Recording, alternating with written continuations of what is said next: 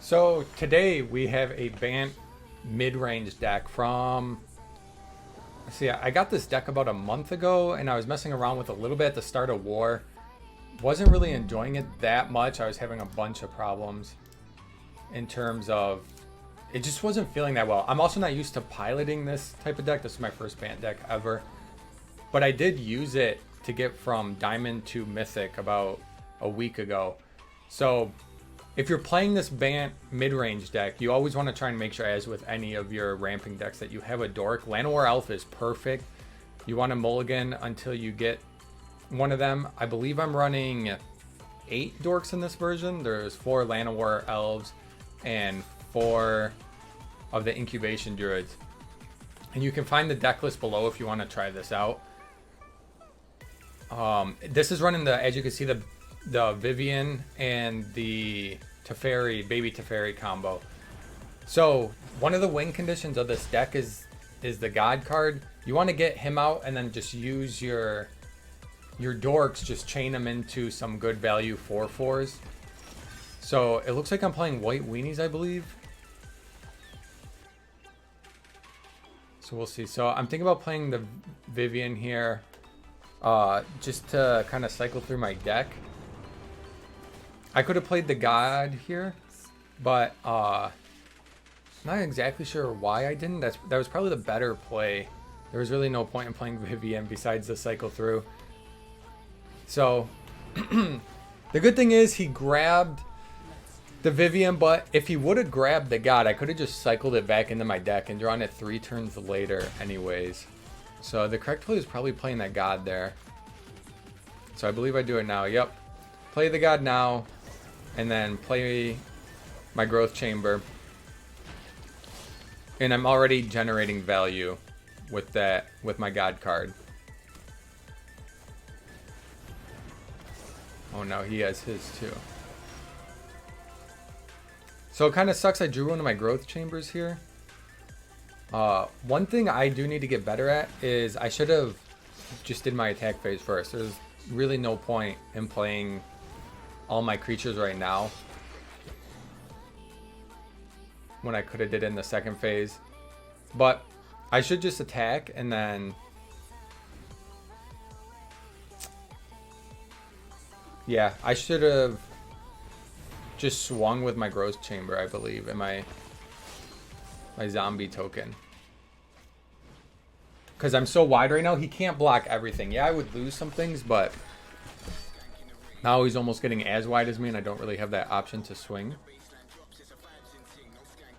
But this is pretty much the epitome, the win condition of this deck right here.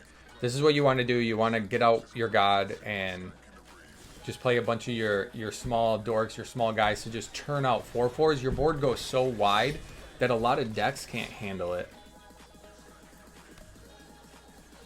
So right now we're kind of at a standstill. A lot of these turns, I believe, in this first match are just non-active turns. We're both just kind of playing, building up our board state. Oh, he gets his Shahili. That doesn't hurt me that much. I don't have any targeting cards in my deck. My deck mainly just deals with itself. I do have baby Teferi, but that really wouldn't help right now. I get my Shahili, so now I'm just starting to just go into a ramp war with him. So I just pass. Like I said, I'm still trying to learn this deck. So if you guys see any tips or mistakes, please call them out in the comments.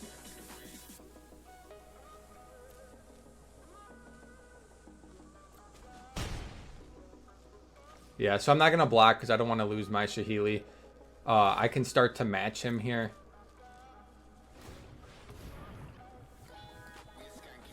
Let's see. So I believe I'm wider than him right now because I have 5 of my tokens. He only has 4. Plus I have my Growth Chambers. 8. And I have 3, 4, 5, 6, 7, 8. 12, I believe, if I counted right. And this Hydroid Krasis is really good right here. It's going to let me refill my hand. And I'm not too worried about dying.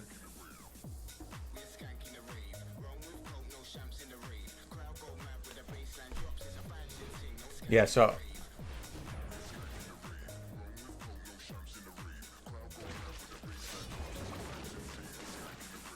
didn't really get too much value out of that.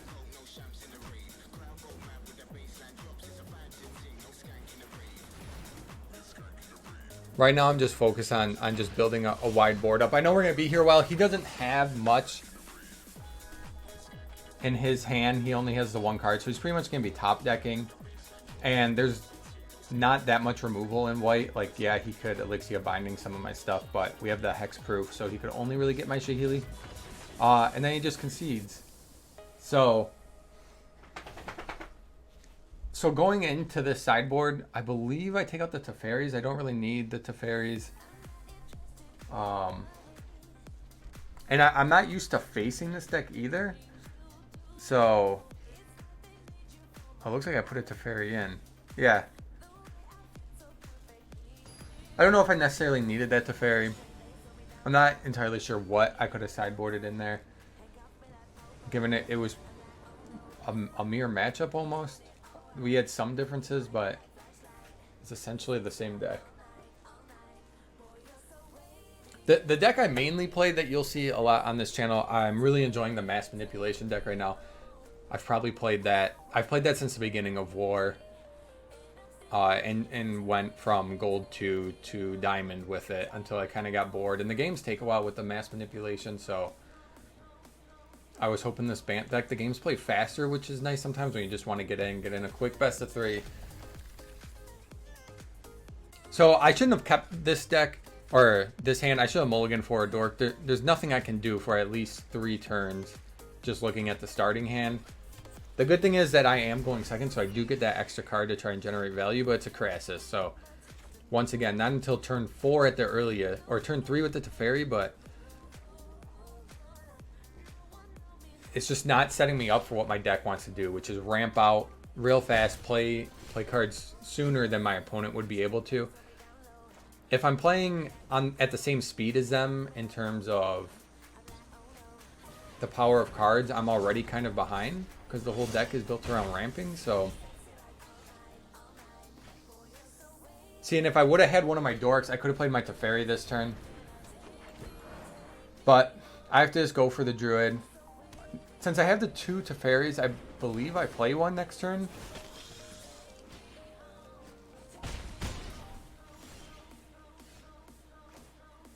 Yeah, and I just sacrifice him. Bounce his Angel back. And that just gets me my card. And he's going to have to spend mana on his Angel next turn. So it kind of slows the game down for him a little bit and gives me a chance to catch back up.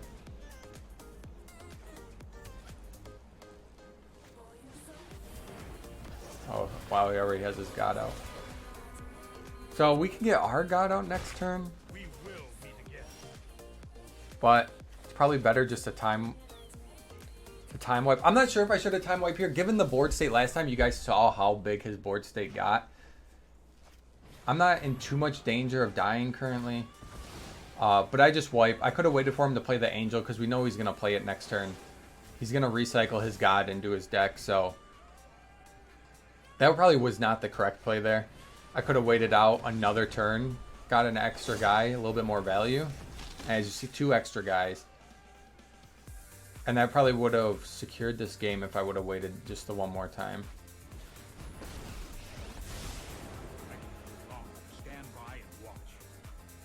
Wow, Teferi? Why would I play Teferi? 1, 2... I guess I didn't have the mana for my God, but I could have played my Elite Guardmage and drew the card instead of playing the Teferi. Could have healed, drew the card, got the same thing done, and saved my Teferi. And bounced his God back with the Teferi. So that was a big misplay on my part. I just sacrificed the Dork, though. I don't need him anymore. You can see I have plenty of land. This deck runs 26 lands in it. At this point, I'm not worried about using my Dorks anymore, especially my Llanowars. And this just leaves a Teferi threat on the field. I don't think it affects him that much, but he's putting a lot of pressure towards it. So it's just eating damage that I don't have to. If I was him, I probably would have just been going face since he doesn't have any instants or anything. and next turn I can't bounce anything anyways. So if I was him, I would go face here.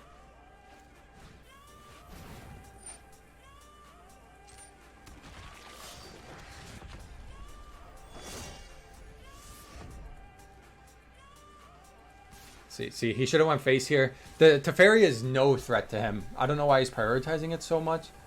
He could have let me +1'd it one more time.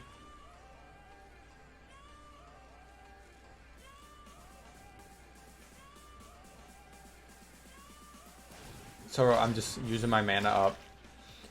I know he can't do anything. I can see the God in his hand. Typically, you'd want to do all these at the end of the turn just in case, if you don't know what they have, but we can see he's just holding on to a God. He's not going to play anything. I can block with the Growth Chamber.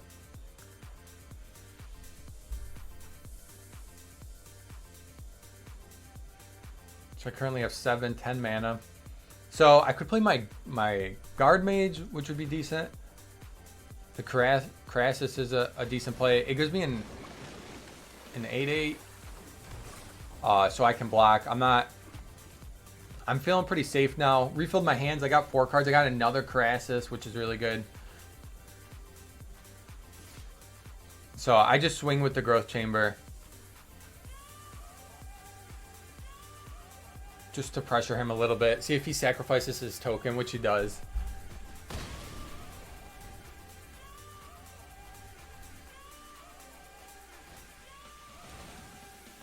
And see, here's where that God is just providing a lot of value. Just he's playing these 1/1s, getting a 4/4 out of it, which typically you hate drawing these small creatures later in the game.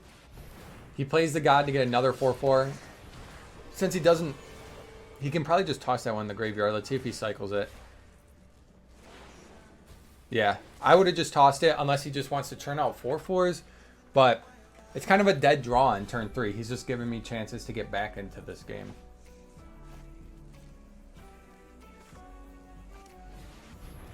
So I bring out my own God just because his board's getting wide and I kind of want to start to match him.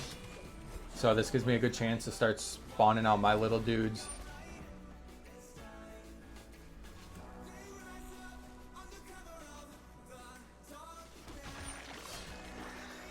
I still have 2 mana left.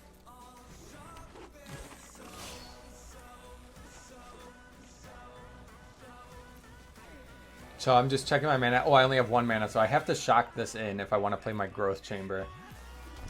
Which I do. That gives me another guy. So my board is much wider than his now. And this is what I love about the deck. Just in one turn, our board just instantly exploded out. So he just takes the 8 to the face. I'm not entirely sure why. He could have lost his Hawk. There's no point really keeping that dude around.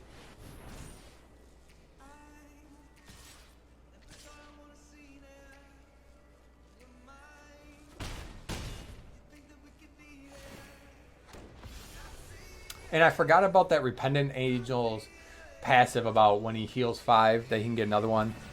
Here's where I start to get worried because I can't churn out enough flyers to keep up with him at this point. Like, we're kind of at a standstill. I can leave my Krasis up, but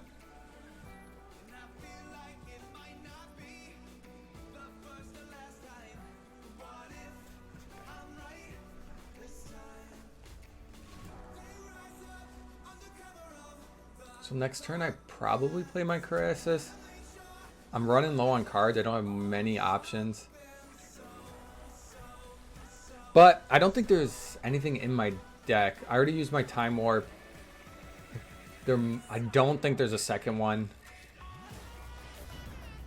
So I'm just trying to create a huge Krasis right here. So I have 6.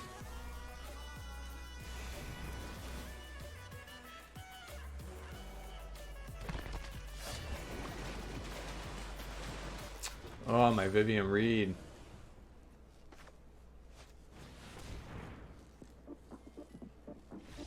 And he concedes. Was that only 2 games? I must have stopped recording this. So that was my game to Diamond 1. You'll see a lot more Bant Ramp on this channel. I was playing it a lot, like I said, through Diamond. I played it quite a bit. It's a fun deck. Like I said, it seemed, I think I had a 60% win rate with it through Diamond, which was pretty decent for me not really knowing how to pilot it and not playing it that much before, coming from blue-green mass. But if you want it, you can find it down below. I'll have the whole deck list with the sideboard guide. It's a fun deck. Let me know what you guys think. See you on the next one.